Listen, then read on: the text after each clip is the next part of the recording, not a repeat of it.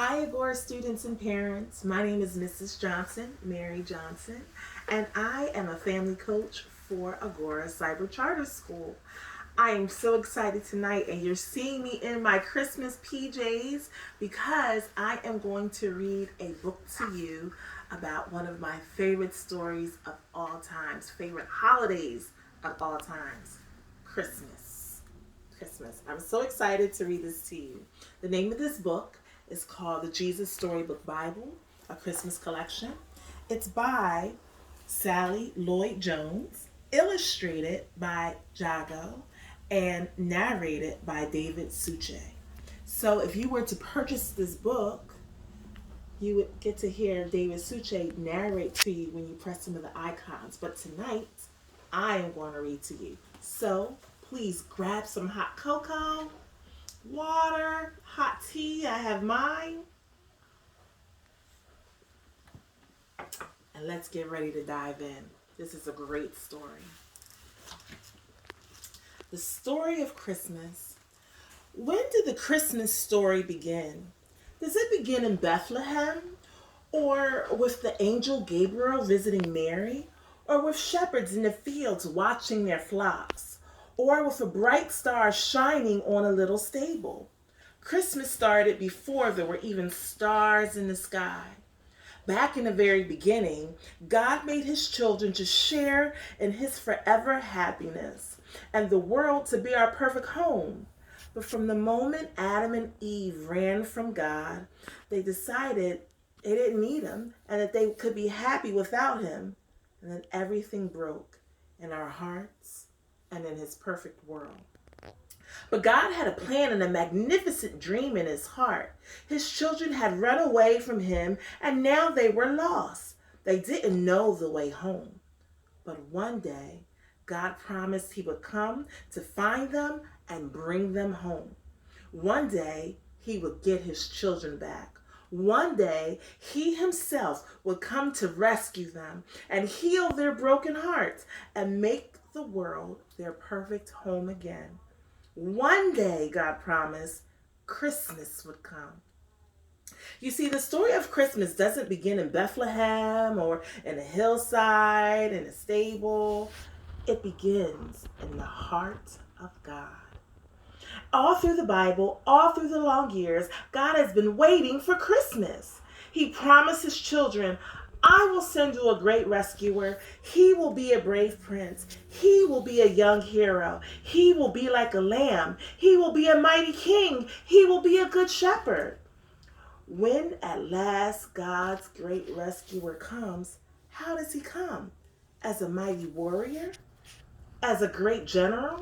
With armies and spears and swords? No, he comes as a baby. God sends a baby to rescue the world. Sleeping under the stars that he made, sleeping in his mother's arms, sleeping in a stable where the cows and the chickens and the donkeys stayed, is the baby who would rescue the whole world. What is his name? Jesus, or Emmanuel, which means God has come to live with us, because of course he has. There are lots of stories in the Bible, but all the stories are telling one big story. The story of how God loves his children and comes to rescue them.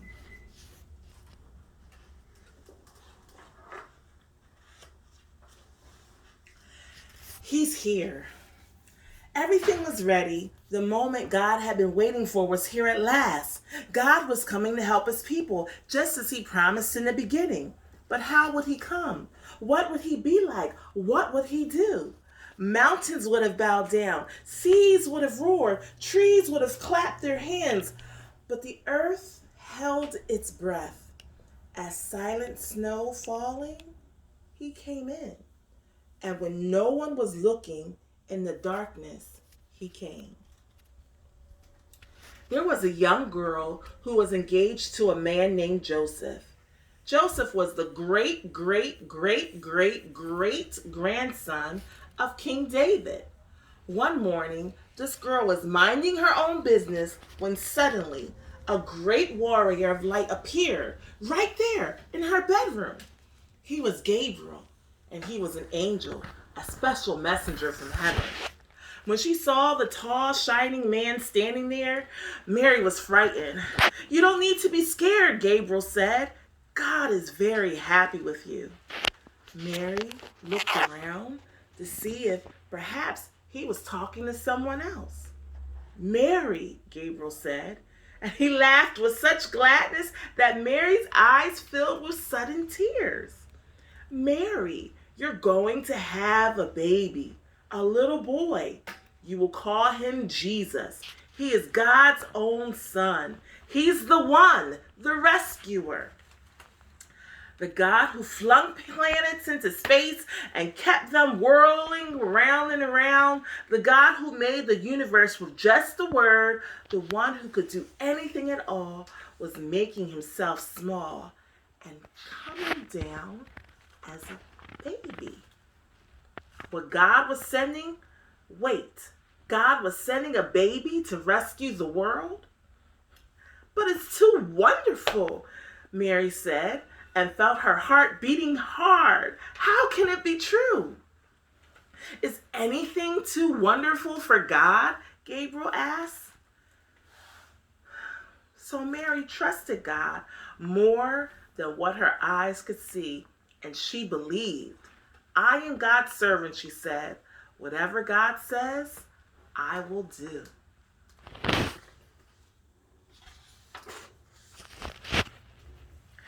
Sure enough, it was just as the angel had said. 9 months later, Mary was almost ready to have her baby. Now, Mary and Joseph had to take a trip to Bethlehem, the town King David was from. And when they reached the little town, they found that every room was full. Every bed was taken. "Go away," the innkeepers told them. "There isn't any place for you." Where would they stay? Soon, Mary's baby would come. They couldn't find anywhere except an old, tumble-down stable. So they stayed where the cows and the donkeys and horses stayed.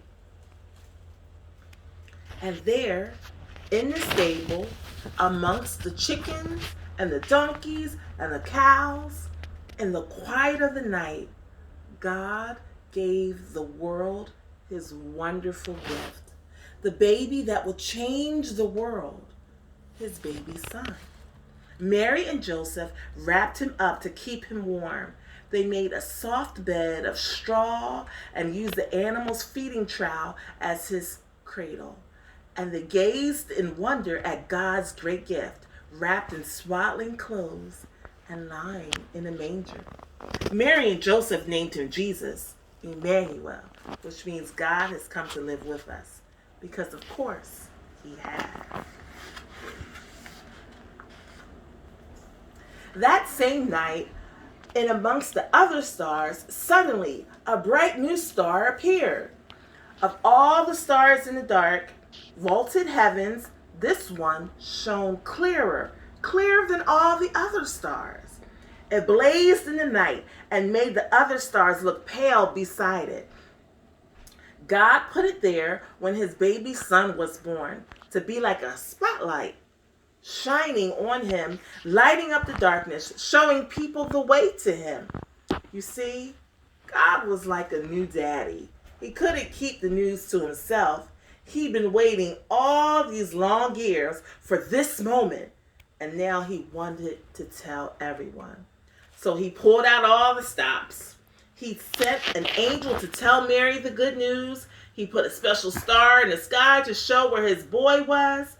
And now he was going to send a big choir of angels to sing his happy song to the world. He's here. He's come. Go and see him. My little boy. Now, where would you send your splendid choir? To a big concert hall, maybe? Or a palace, perhaps? God sent his to a little hillside outside a little town in the middle of the night.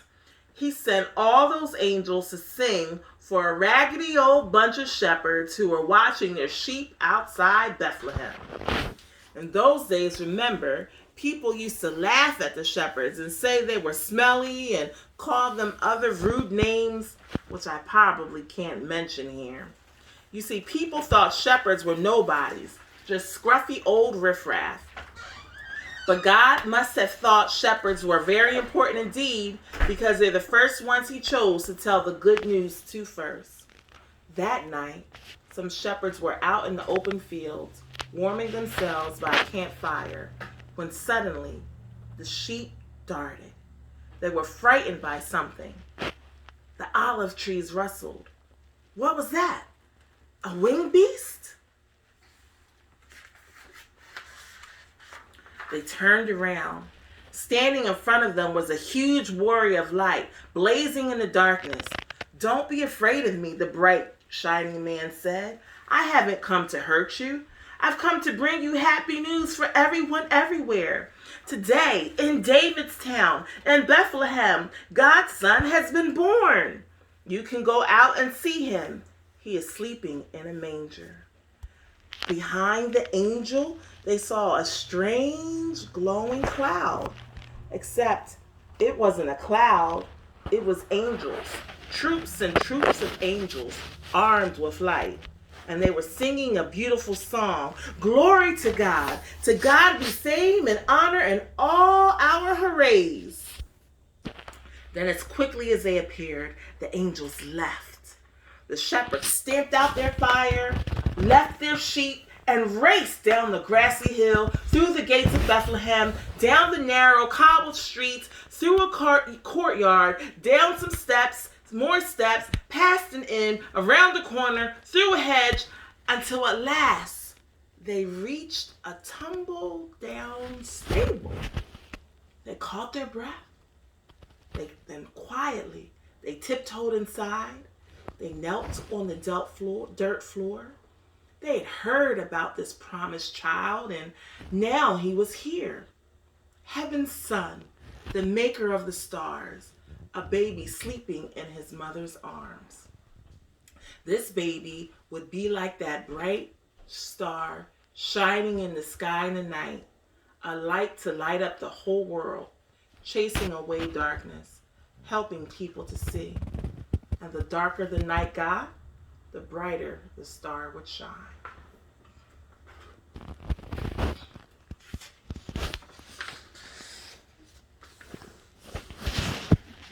Far away in the east, 3 clever men saw the very same star, the star that God had put in the sky when Jesus was born.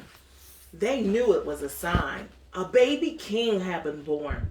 They had been waiting for this star. They knew it would come. He's here, they shouted. He's here. And I'm sure if you'd been there, you would have heard them laughing and dancing and singing until the sun came up. At dawn, they packed up their camels and wrapped gifts for the baby. They brought their most precious treasures of all, frankincense, gold, and myrrh. Special, sparkly, loving smelling, gleaming things just right for a king. The 3 wise men, actually, if you met them, you would have thought they were kings because they were so rich and clever and important looking. But the 3 wise men, they set off. They rode their camels across endless deserts, up steep mountains, down into deep valleys, through raging rivers, over grassy plains, night and day, day and night, for hours that turn into days, that turn into weeks, that turn into months, and at last they reached Jerusalem. Jerusalem was by far the most important city for miles around, and as anyone can tell you, that's where a palace would be, and kings are born in palaces. So that's where they went. But they were in for a surprise. They went in to see King Herod. Surely he would know where this baby was. But he didn't. In fact, he didn't like the sound of a new king. It made him quite cross. He didn't want anyone to be the king except him. But Herod's advisors told the three wise men what was written in their books, what God had said about the baby king. Go to Bethlehem, that's where you'll find him.